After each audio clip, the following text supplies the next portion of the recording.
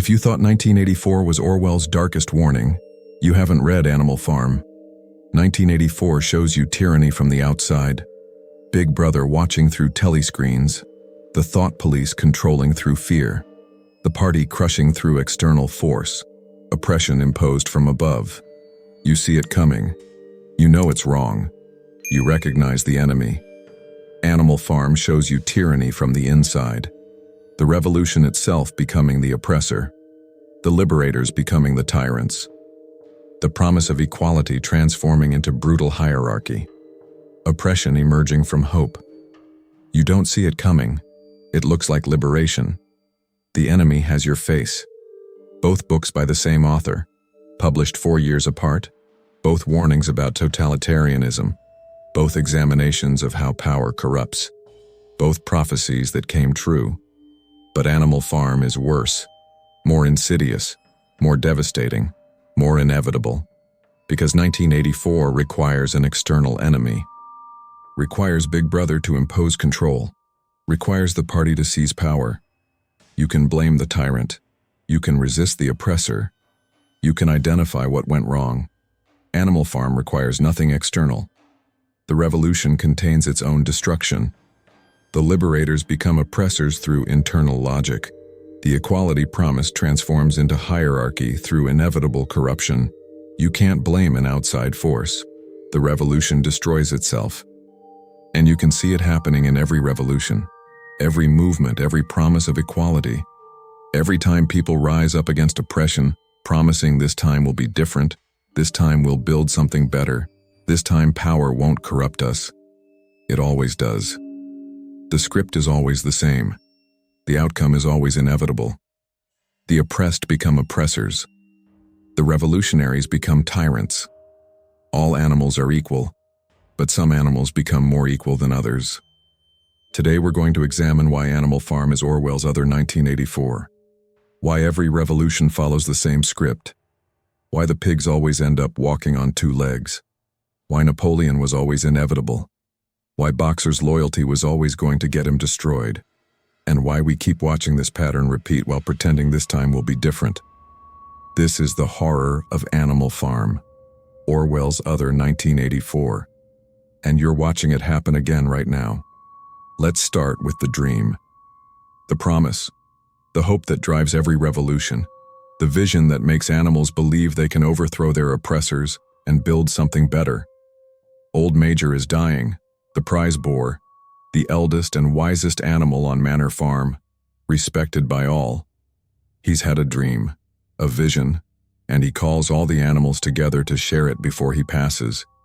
This is the inciting incident, the moment that plants the seed, the speech that will launch a revolution. Old Major tells the animals about the life they're living, the work they do, the value they create, and who benefits from their labor. Not them, never them. They work, they produce, they create value. And Farmer Jones takes it, sells their milk, sells their eggs, sells their offspring, works them until they're useless, then sends them to slaughter. The life of an animal on Manor Farm is misery and slavery. That's Old Major's assessment, and he's not wrong. The animals see it, know it, live it every day. But it doesn't have to be this way. That's the revolutionary insight. The system that oppresses them isn't natural, isn't inevitable, isn't unchangeable. It's man who does this, man who takes their labor, man who profits from their work, man who keeps them in chains. Remove man and paradise follows. That's the dream. That's the promise. That's the vision.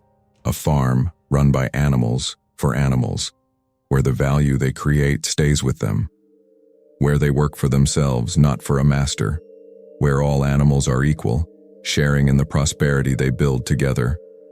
It's a beautiful dream, a compelling vision, a promise worth fighting for. Old Major even gives them a song, Beasts of England, an anthem for the revolution, a vision of the future golden age when tyranny is overthrown and equality reigns. The animals are inspired, energized, hopeful. They see the possibility. They understand the injustice. They believe in the dream. Old Major dies 3 days later, but the dream survives. The pigs, being the most intelligent animals, take up the cause, develop his ideas into a complete system of thought. They call it animalism. The principles are simple, clear, unambiguous. Man is the enemy. All animals are equal. The farm belongs to those who work it. No animal shall exploit another animal. This is the foundation, the promise. The revolutionary ideology that will overthrow the old order. And it's not wrong. The analysis is accurate. Man does exploit the animals. The current system is unjust. Revolution is justified. Everything old Major said is true. Everything the pigs develop from his vision is logical. The dream is real. The hope is justified. That's what makes what happens next so devastating. Because the dream was real. The analysis was accurate. The revolution was justified. The promise was sincere. And it still turned into tyranny, still became oppression, still betrayed everything it fought for. Not because the dream was a lie, but because power corrupts. Always, inevitably, without exception, even when the dreamers are sincere, even when the cause is just, even when the revolution is necessary. The revolution contains its own destruction. From the beginning, built into the foundation, inevitable from the moment of conception. That's the horror Orwell is showing you. Not that revolutions are lies, but that revolutions become tyrannies even when they start as truth. Now let's talk about the revolution itself, the glorious moment, the overthrow of oppression, the victory that makes everything seem possible. Farmer Jones is a drunk, neglects the farm, forgets to feed the animals. They're starving, desperate, and one day, they've had enough. It's not planned, not organized, not a calculated uprising. It's spontaneous. The animals are hungry. Jones has forgotten to feed them again. They break into the store shed, take the food they need. Jones and his men come with whips to restore order, to punish the rebellion, to force the animals back into submission. And the animals fight back. Not because they've been trained, not because they've been organized, but because they're desperate and angry, and they've finally had enough. The men are overwhelmed, can't control the uprising. Jones and his laborers are driven from the farm, fled, defeated, gone. The revolution has succeeded. Manor Farm belongs to the animals now. They're ecstatic, disbelieving, joyful. They've done it. They've actually overthrown their oppressors. The impossible dream has become reality. They tour the farmhouse, the master's domain, the place they were never allowed to enter. They see how Jones lived, the luxury, the comfort, the waste. And they make a decision. The farmhouse will remain as a museum, a reminder of what they've overthrown. No animal will live there. They're not replacing one master with another. They're building equality. They rename the farm, not Manor Farm anymore, Animal Farm. A farm run by animals, for animals, and they codify the principles, the 7 commandments, the rules that will govern their new society, the laws that will ensure equality persists. Whatever goes upon 2 legs is an enemy. Whatever goes upon 4 legs or has wings is a friend. No animal shall wear clothes. No animal shall sleep in a bed. No animal shall drink alcohol. No animal shall harm another animal. All animals are equal. These are painted on the barn wall. Large, clear, permanent. The Constitution of Animal Farm. The guarantee that the revolution won't be betrayed. The animals set to work with enthusiasm, with purpose, with hope. The harvest needs bringing in. The farm needs running. But now they're working for themselves. Every bit of effort benefits them. They're building their own future, and it works. The harvest is the biggest anyone can remember. The animals work harder than they ever did for Jones, not because they're forced, because they're motivated, because the farm is theirs. The pigs don't do physical labor. They supervise, direct, organize. Because they're the most intelligent, they understand the broader picture. They make the plans, But everyone understands this is necessary. Someone has to think, to plan, to organize. The pigs are best suited for this role. It's not inequality, it's division of labor based on capability. The Sunday meetings become routine. The pigs propose resolutions. The animals debate. Everyone votes. This is democracy. This is equality in action. This is the golden age. The brief moment when the dream is real. When the revolution has succeeded. When equality actually exists. It lasts weeks, maybe months. Not long. Because even now, in this moment of triumph, the seeds of tyranny are sprouting. The mechanisms of corruption are already in motion. The transformation has already begun. You just can't see it yet. The animals can't see it. Because it looks like leadership, looks like organization, looks like necessary hierarchy for the functioning of the farm. But the pigs are already separating themselves, already taking privileges, already positioning themselves above the other animals. They take the milk, the apples. Not for themselves, they say, for their health. Brain workers need more nutrition. If the pigs don't stay healthy, if they can't think clearly, Jones might come back. The other animals accept this. It makes sense. The pigs are doing important work. They need to stay sharp. This isn't inequality. This is practical necessity. But it's the first step. The first deviation from all animals are equal. The first acceptance that some animals might need more than others. The first crack in the foundation. And once that crack exists, it only grows. Slowly. Gradually. So gradually you don't notice each individual change. But cumulatively, devastatingly, the revolution is already transforming into its opposite. Napoleon and Snowball are the two leading pigs. They disagree on everything. How to run the farm. How to defend against Jones returning. How to develop Animal Farm. Snowball has plans, ideas. He wants to build a windmill, generate electricity, modernize the farm, make life easier for all animals. Napoleon says nothing during Snowball's presentations, just watches, waits, plans. The debate about the windmill comes to a vote. Snowball makes his case. Passionately, convincingly. The animals are swayed. They're going to vote for the windmill. And Napoleon makes his move. He lets out a high-pitched whimper. Dogs come running. 9 enormous dogs, wearing brass-studded collars. They go straight for Snowball.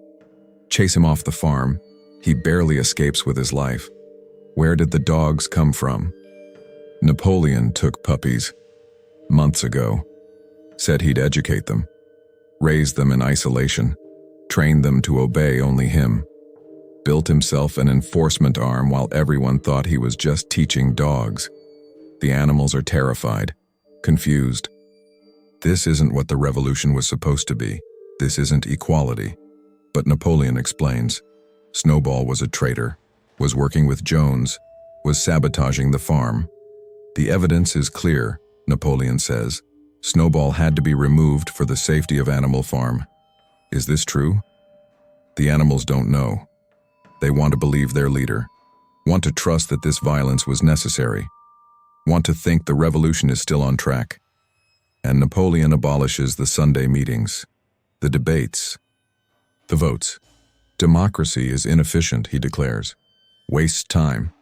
A committee of pigs will make decisions now. More efficient, better for the farm. This is the moment, the obvious betrayal, the clear transformation from equality to dictatorship. And the animals accept it, not happily, not enthusiastically, but they accept it. Because they're confused, because they're scared of the dogs, because they trust that the pigs know better, because questioning feels like betraying the revolution, because they don't want to believe that the dream is already dead, that the revolution has already been betrayed, that they've already traded one master for another. So they accept and work and tell themselves this is still Animal Farm, still their farm, still the revolution. But it's not. Not anymore. Napoleon is in control. The pigs are in control. And the transformation has only begun. Now let's talk about Boxer, the loyal, the dedicated, the true believer. And what happens to true believers in every revolution? Boxer is a cart horse, enormous, strong, the hardest worker on Animal Farm, not the smartest, not capable of thinking beyond simple ideas, but absolutely dedicated to the cause. He has two maxims, two principles that govern his life. I will work harder. Napoleon is always right. These are his responses to everything. When there's a problem, Boxer will work harder. When there's confusion, Napoleon is always right. He's not being sarcastic, not ironic. He genuinely believes this, believes in the revolution, believes in the leadership, believes that hard work and loyalty will build the paradise they were promised. And he works, more than any animal, more than should be possible. He's up before anyone else, works later than everyone, volunteers for every difficult task, carries the heaviest loads. The windmill project, which Napoleon eventually claims as his own idea after driving out Snowball, requires massive labor. Stone must be quarried, hauled. The walls must be built thick and strong. Boxer does the work of 3 horses, works until his muscles tremble, until his lungs heave, until his legs barely hold him. And he says, I will work harder. When the windmill is destroyed in a storm, Boxer doesn't despair, doesn't question, doesn't wonder if maybe the design was flawed or the leadership was incompetent. He says, I will work harder. We'll build it again. When there are purges, when Napoleon's dogs drag away animals accused of treachery and destroy them, when the farm runs red with the remains of those who questioned, Boxer doesn't understand, can't process it, can't reconcile this violence with the dream. He says, Napoleon is always right. There must be a reason. This is the true believer. The backbone of every revolution, the person who works hardest for the cause, who sacrifices most for the dream, who believes most deeply in the promise. And revolutions consume true believers. Always, without exception. Boxer works himself to collapse. Finally, inevitably, his lungs give out. His strength, which seemed inexhaustible, finally exhausts. He falls, can't get up. He's old now, past working age, no longer useful. In the paradise they were promised, in the equality they were building, Boxer would retire, would be cared for, would live out his days in peace earned by years of loyal service. Napoleon makes arrangements. Boxer will go to the veterinary hospital, will receive treatment. The animals are relieved, grateful. Their leader is taking care of their hardest worker. A van comes to transport Boxer to the hospital. He's too weak to walk. The other animals help load him. And one of the animals, one who can read better than most, sees the writing on the van. Horse slaughterer and glue boiler. They scream. They try to warn Boxer, try to stop the van. But Boxer is too weak to fight, can't kick his way out, can't escape. The van drives away. Boxer is never seen again. Napoleon explains later. Through Squealer, his propaganda minister. The van was recently purchased from the knacker. They haven't repainted it yet. Boxer received the best medical treatment. Died peacefully. His last words were, Napoleon is always right. Is this true? The animals want to believe it, need to believe it, can't bear to accept that their hardest worker, their most loyal comrade, was sold for slaughter when he became inconvenient. So they believe, or pretend to believe, because the alternative is unbearable. This is what happens to true believers. They work hardest, believe most deeply, sacrifice most completely. And when they're used up, when they've given everything, when they're no longer useful, they're discarded, not rewarded, not honored, not cared for, discarded, sold, destroyed. Because the revolution doesn't care about loyalty, doesn't value dedication, doesn't reward hard work. The revolution consumes believers, uses them, exhausts them, disposes of them, and then lies about what happened. Because the revolution needs more true believers, needs more Boxers. Needs animals who will say, "I will work harder and Napoleon is always right," until they collapse and can be disposed of. That's what revolutions do to their most loyal followers. That's what every movement does to true believers. That's what power does to those who serve it most faithfully. It consumes them, and lies about the consumption, and builds myths about their sacrifice, and uses those myths to recruit more believers to consume.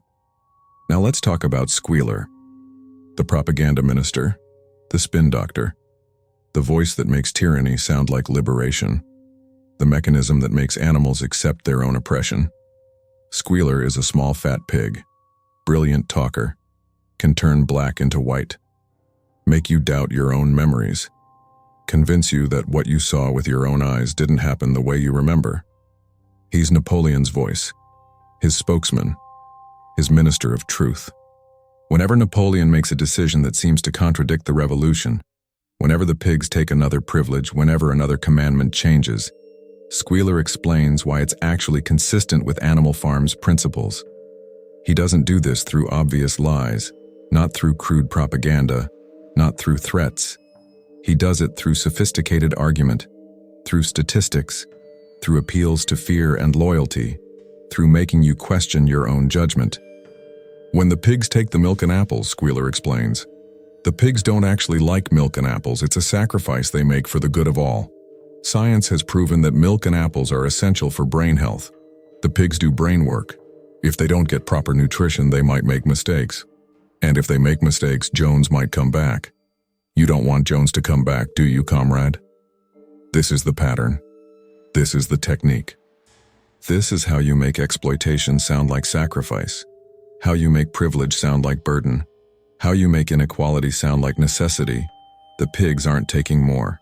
They're bearing more responsibility, and that responsibility requires resources. It's not about what they want. It's about what the farm needs. It's about protecting the revolution.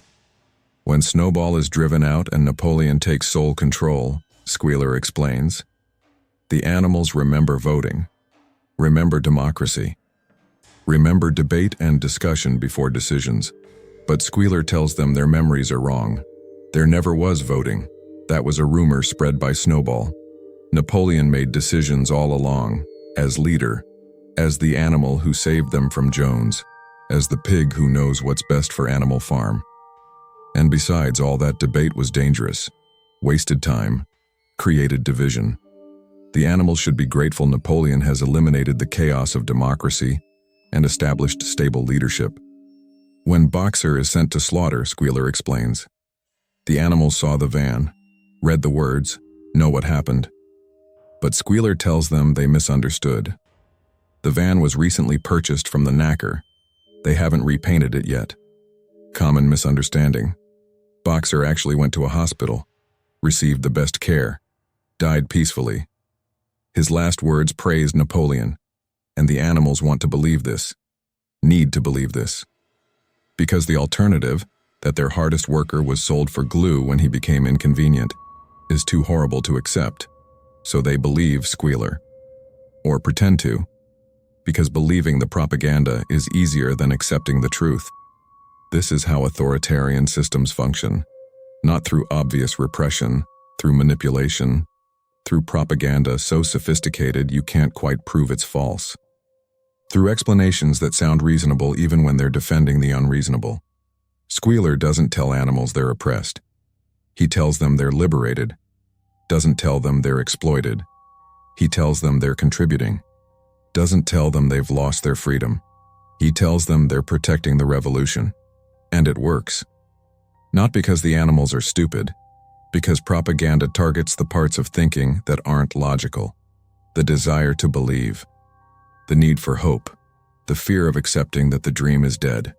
Every authoritarian regime has squealers, multiple squealers, an entire apparatus of squealers, telling you that oppression is liberation, that exploitation is sacrifice, that tyranny is necessary order, making you doubt your own memories, your own observations, your own judgment, making you believe the propaganda over your own eyes.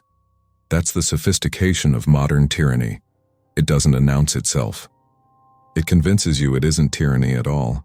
It makes you believe that questioning it is the real threat, that accepting it is the mark of intelligence, that doubting it makes you the problem.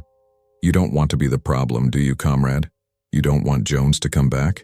You don't want to betray the revolution? Then believe Squealer. Accept the propaganda. Stop trusting your own eyes. That's how it works. That's how tyranny makes itself permanent. Not through force. Through making force unnecessary. Through making people police their own thoughts, accept their own oppression, defend their own exploitation. Squealer is the most important pig on Animal Farm, not Napoleon. Napoleon just gives orders, makes decisions, holds power. Squealer makes power acceptable, makes tyranny seem necessary, makes oppression feel like liberation. Without Squealer, Napoleon is just another tyrant. With Squealer, Napoleon is a leader, a protector, a necessary authority figure keeping the revolution alive. That's the mechanism. That's the key. That's what makes Animal Farm such a perfect model for how revolutions become tyrannies. Not through obvious betrayal, through sophisticated propaganda that makes betrayal sound like loyalty, that makes oppression sound like protection, that makes inequality sound like necessity. Through Squealer convincing you that what you see isn't what's happening, that your memory is wrong, that your judgment is flawed, that the party knows better, that questioning is treason, that acceptance is wisdom, and you believe him, or pretend to, because the alternative is unbearable. They're painted on the barn wall, large, clear. Everyone can see them. The Constitution of Animal Farm. Except most animals can't read very well, can remember the general idea, know that the commandments guarantee equality, but can't quote them exactly. Can't check if something violates the specific wording. The pigs can read. Perfectly. They're educated. They know exactly what the commandments say. And slowly, quietly, in the night when no one is watching, the commandments change. The pigs move into the farmhouse. The master's house. The place that was supposed to remain a museum. The place no animal would live in because they weren't replacing one master with another. But the pigs need somewhere to work, somewhere to do the brain work, somewhere quiet to think and plan. It's not about luxury. It's about necessity for effective leadership. And one day, an animal notices, the fourth commandment, about sleeping in beds. It looks different. They can't remember exactly how it was before, but something seems changed. They check, squinting at the barn wall, trying to read the words they can barely make out. No animal shall sleep in a bed with sheets. Was there always with sheets at the end? They can't remember, but it's there now, written clearly, and the pigs aren't using sheets, just sleeping in the beds, which the commandment allows. The pigs start drinking alcohol. The animals remember something about this. Wasn't there a commandment? But when they check, no animal shall drink alcohol to excess. The to excess part. Was that always there? The animals aren't sure, but it's there now. And the pigs aren't drinking to excess, just drinking, which the commandment allows. The pigs start walking on two legs, wearing clothes, carrying whips, looking more and more like the humans they overthrew. The animals know this is wrong. This violates the very foundation of Animal Farm. The first commandment. Whatever goes upon two legs is an enemy. But when they check the barn wall, all the commandments are gone, replaced by a single sentence. All animals are equal, but some animals are more equal than others. This is the moment. The complete corruption. The total transformation. The revolution has become indistinguishable from what it overthrew. But here's the horrifying part. The brilliant part. The thing that makes this so much more than a simple story about betrayal. The commandments weren't changed all at once, weren't openly violated, weren't dramatically overthrown. They were adjusted, gradually, slightly, each change small enough to seem reasonable, each modification subtle enough to avoid alarm, each alteration justified as staying true to the spirit while adapting to reality. No animal shall sleep in a bed becomes no animal shall sleep in a bed with sheets. The pigs aren't really violating the rule. They're just interpreting it reasonably. Sleeping in a bed isn't the problem, sheets are the problem. Sheets are the symbol of human luxury. Beds are just raised sleeping platforms. Practical, not luxury. The animals can't quite argue with this. Can't quite point to where the line was crossed. The change seems small. The justification seems reasonable. And that's how it works. That's how revolutions betray their principles without admitting betrayal. That's how equality transforms into hierarchy while claiming to remain equal. Not through dramatic violation, through gradual adjustment, through reasonable interpretation, through small changes that accumulate into complete transformation. Until all animals are equal, but some animals are more equal than others. And this isn't a contradiction. It's just reality. It's just how things work. It's just the natural order emerging from the practical requirements of running a farm. The revolution hasn't been betrayed. It's just matured, evolved, adapted to reality.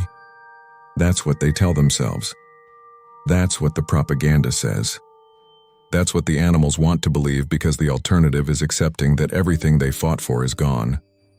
This is gaslighting at the societal level. This is propaganda as transformation. This is how you change everything while claiming nothing has changed. You adjust the words, reinterpret the principles, modify the rules. Each change small, each change justified, each change seeming reasonable in isolation. Until you've completely inverted the original meaning while claiming to uphold it. Until you're doing exactly what you overthrew while claiming to represent the revolution. Until the commandments allow everything they were meant to forbid, and the animals accept it. Not because they're stupid, not because they don't notice, but because each individual change seems too small to revolt over. Each modification seems reasonable when presented with the right justification. Each step seems justified by practical necessity, so they accept, and work, and watch the commandments change, and tell themselves this is still Animal Farm, still the revolution, still equality. Even as the pigs walk on two legs, even as they wear clothes, even as they carry whips, even as they trade with humans, even as they become indistinguishable from the farmers they overthrew. Because admitting the revolution is dead means admitting everything they worked for was pointless. Everything they sacrificed was wasted. Everything they believed was a lie. So they don't admit it. They can't. They won't. They just keep working, keep obeying, keep believing the propaganda, keep telling themselves this is still the dream. Even when the pigs and humans are sitting at the same table playing cards, drinking together, laughing at the same jokes indistinguishable from each other. The animals look from pig to man, and from man to pig, and from pig to man again. And already it's impossible to say which is which. The revolution is complete, not because it succeeded, because it became what it overthrew. Now let's look at every revolution since Animal Farm was published. Every movement that promised equality, every uprising that pledged to build something better, and see the same script playing out, again, and again, and again. The Russian Revolution, the inspiration for Animal Farm, the most obvious parallel. The template Orwell was directly satirizing. Lenin is Old Major, the visionary, the theorist, the one who articulates the dream, who diagnoses the oppression, who promises the workers' paradise, who dies before seeing what his dream becomes. Trotsky is Snowball, the brilliant organizer, the one with plans for modernization, the one who could have built something different, driven out, exiled, eventually found his terminal end, blamed for every failure after his removal. Stalin is Napoleon, takes power through force, establishes cult of personality, systematically removes anyone who questions, rewrites history, changes the commandments, builds hierarchy while claiming to defend equality, lives in luxury while workers starve. The Cheka, the NKVD, the secret police are the dogs, taken young, trained in isolation, taught to obey only the leader, used to enforce loyalty, to eliminate dissent, to make questioning impossible through fear. Pravda is Squealer, the propaganda apparatus, The state media, telling workers their lives are better than ever while they're starving, explaining why inequality is actually equality, why oppression is actually liberation, why the party knows better than you know yourself. The parallels aren't subtle. Orwell meant them to be obvious, wanted readers to see the revolution betrayed, the dream becoming nightmare, the workers still oppressed, just under new management with new slogans. But it's not just the Soviet Union. It's not just communism. The pattern repeats across ideologies, across continents, across time periods. The Chinese Revolution. Mao is simultaneously Old Major and Napoleon, the visionary who becomes the tyrant, the revolutionary who establishes emperor-like authority, calls himself chairman but functions as absolute monarch. The Great Leap Forward, the promise of rapid modernization, industrialize agriculture, catch up with the West, build the workers' paradise through sheer will and collective effort. The result?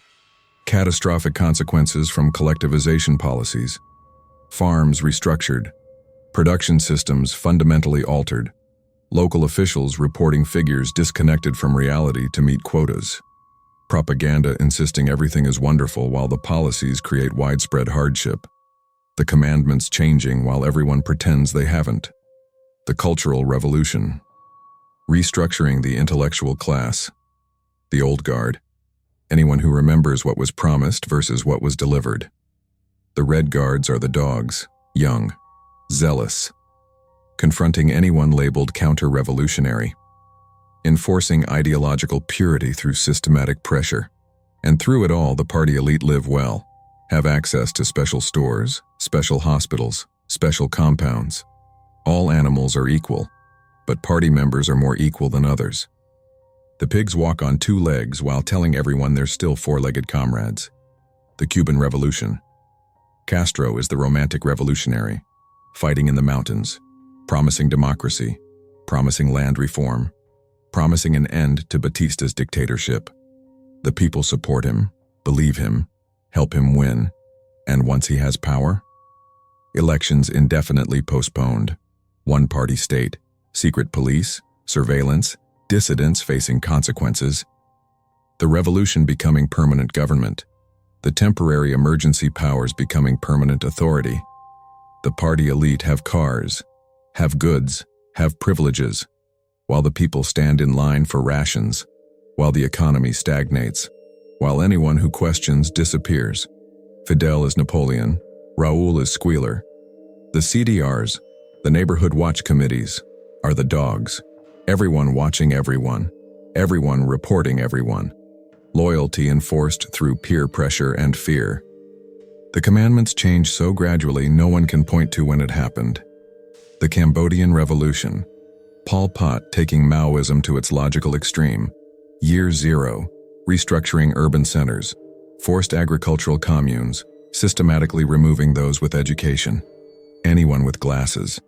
Anyone who might remember the old ways or question the new ones. The Khmer Rouge are the dogs taken to maximum enforcement. Children turned into enforcers. Families turned into informants. The revolution purifying itself by removing everyone who might contaminate it. Devastating consequences. Massive population impact. In the name of equality. In the name of revolution. In the name of building the perfect communist society. And the leadership? They lived well, ate well, had medicine while others faced preventable hardship. All animals equal, except those who lead the revolution. The pigs walking on two legs while literally everyone else faced extreme consequences.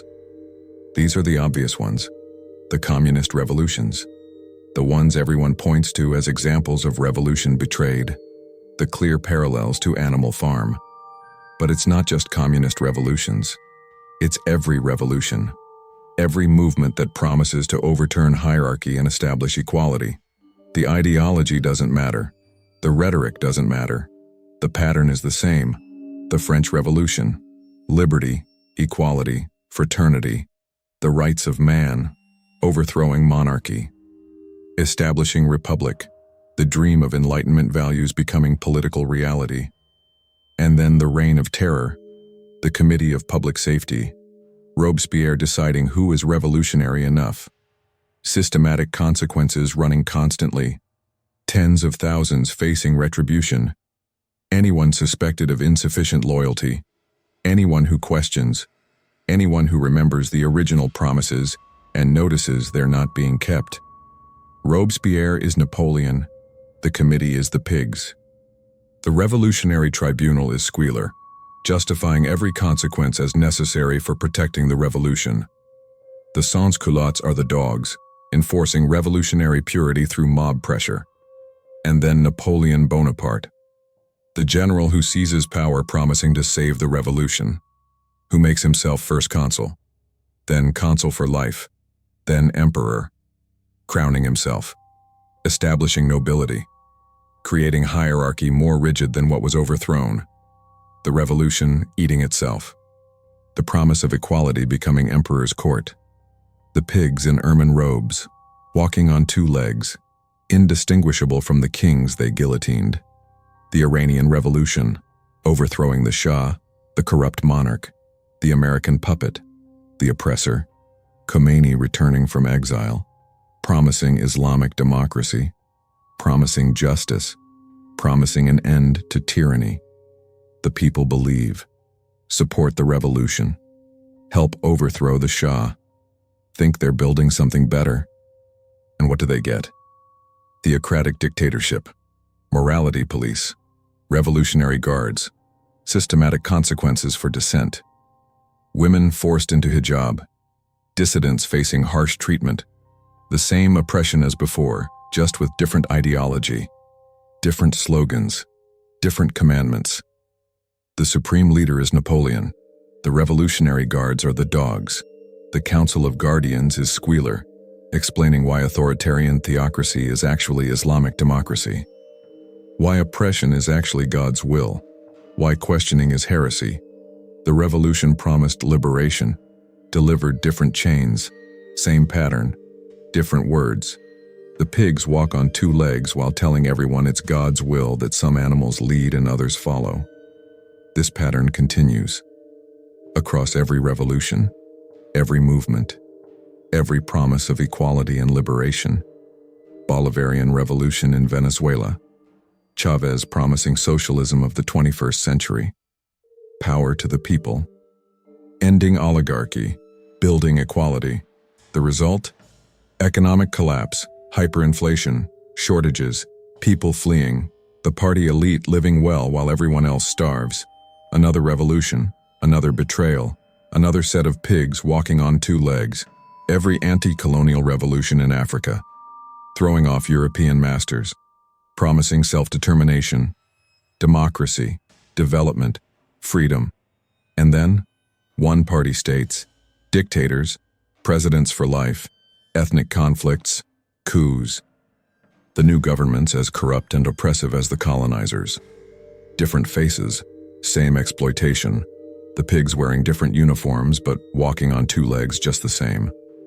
The pattern is perfect, universal, invariable, cross-cultural, cross-ideological, cross-temporal, promise equality, seize power, establish hierarchy, become oppressor, change the commandments gradually, use propaganda to make oppression sound like liberation, use force against anyone who notices, end up indistinguishable from what you overthrew.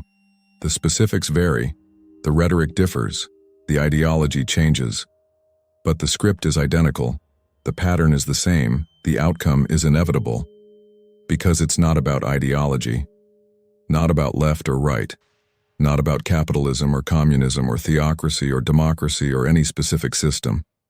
It's about power, what power does, how power corrupts, why power always corrupts, why the corrupted always use the same techniques, why revolutions always betray their promises, why the pigs always end up walking on two legs, always, without exception, across every culture, every time period, every political system, every revolutionary ideology.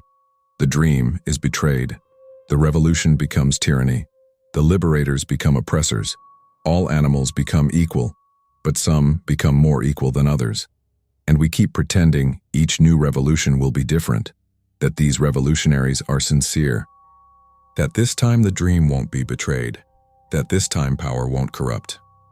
We're the animals on Animal Farm, watching it happen again, noticing the patterns, seeing the commandments change, watching the pigs gradually start walking on two legs, and telling ourselves this is different, this is justified, this is necessary, this time it's real, this time they mean it, this time power won't corrupt, while the pigs walk on two legs, while they carry whips, while they sit at tables with humans, while they become indistinguishable from what we fought against.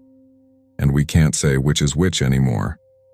Can't tell pig from man, revolutionary from tyrant, liberator from oppressor, because they're the same. They've always been the same.